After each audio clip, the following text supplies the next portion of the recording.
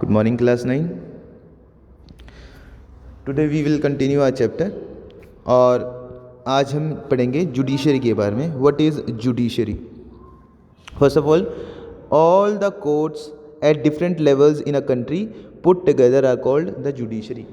जितने भी कोर्ट्स हैं उनको हम जब एक साथ पुट कर देते हैं तो उसको हम कहते हैं जुडिशरी.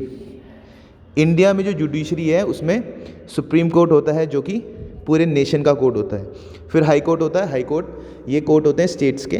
देन डिस्ट्रिक्ट कोर्ट्स, ये डिस्ट्रिक्ट लेवल पे कोर्ट्स होते हैं. और इसके अलावा लोकल लेवल पे कोर्ट्स भी होते हैं. इनको हम जुडिशरी में काउंट करते हैं. India has an integrated judiciary, यानी कि सुप्रीम कोर्ट जो है वो कंट्रोल करता है सारे जुडिशियल एडमिनिस्ट्रेशन को. ठीक है.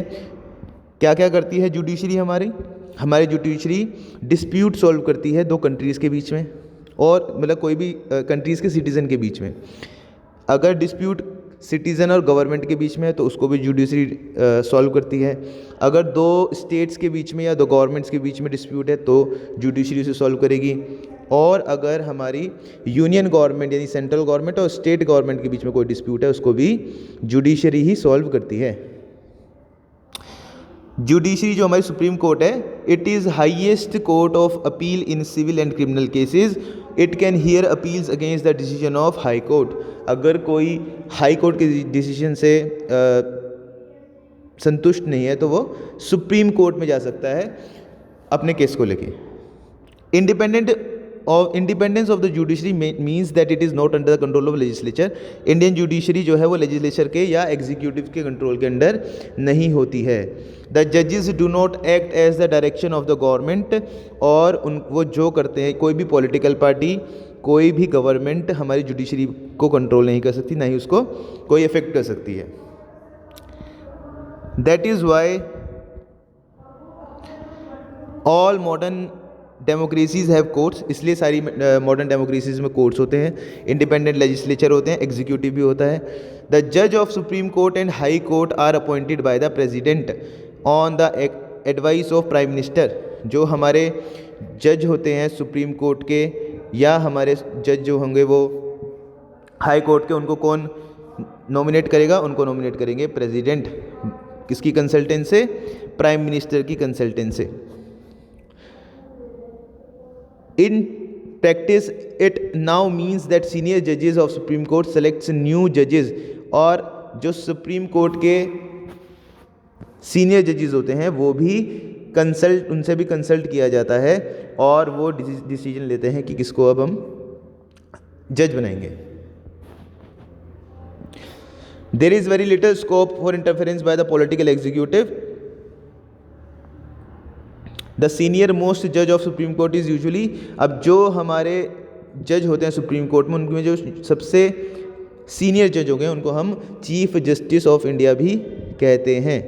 ठीक है. Once a person is appointed as a जज ऑफ सुप्रीम कोर्ट और high court is nearly impossible to remove him. अगर कोई सुप्रीम कोर्ट या हाई कोर्ट का जज बन जाता है तो उसको हटाना बहुत मुश्किल होता है.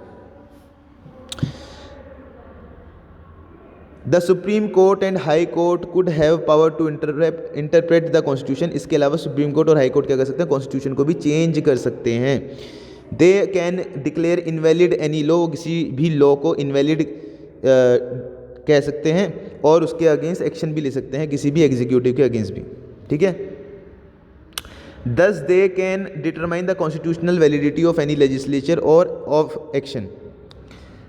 This is known as judicial review. देखिए, जब किसी एग्जीक्यूटिव या किसी लेजिस्लेचर के एक्शन के ऊपर कोर्ट कुछ डिसीजन लेता है उसको हम क्या कहते हैं? उसको कहते हैं judicial review. The supreme Court of India also ruled that the core और basic principles of the constitution cannot be change by the parliament. और पार्लियामेंट कोई डिसीजन चेंज नहीं कर सकता सुप्रीम कोर्ट के. ठीक है.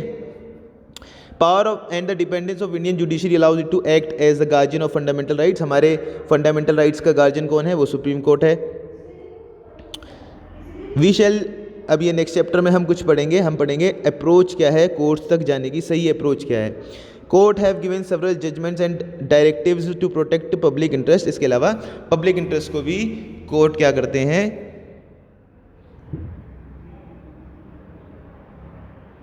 कंट्रोल करते हैं, या फिर हम कह सकते हैं कि जो कोर्ट्स होते हैं वो जितने भी हमारे जजमेंट और डायरेक्टिव्स हैं उनको प्रोटेक्ट करते हैं, ठीक है। Anyone can approach the court if public interest is hurt by the action of government, this is called public interest litigation. अगर किसी भी ह्यूमन राइट्स का एक्सप्लॉयटेशन होता है तो हम जाकर सुप्रीम कोर्ट में या किसी भी कोर्ट में उसके खिलाफ एक्शन ले सकते हैं, और इसको हम कहेंगे पब्लिक इंटरेस्ट लिटिगेशन, ठीक है। The courts intervene to prevent the misuse of government powers to make decision, they check malpractices of the government officials और of public officials। अगर पब्लिक ऑफिशियल कुछ गवर्नमेंट पॉलिसीज़ का गलत इस्तेमाल कर रहे हैं तो उसके ऊपर भी चेक रखते हैं हमारे कोर्ट्स। ओके क्लास, इस चैप्टर को हम यहीं पे फिनिश करते हैं और इसके क्वेश्चन आंसर्स कल आपको पीडीएफ के थ्रू सेंड कर दिए जाएंगे। Thank you class, have a nice day.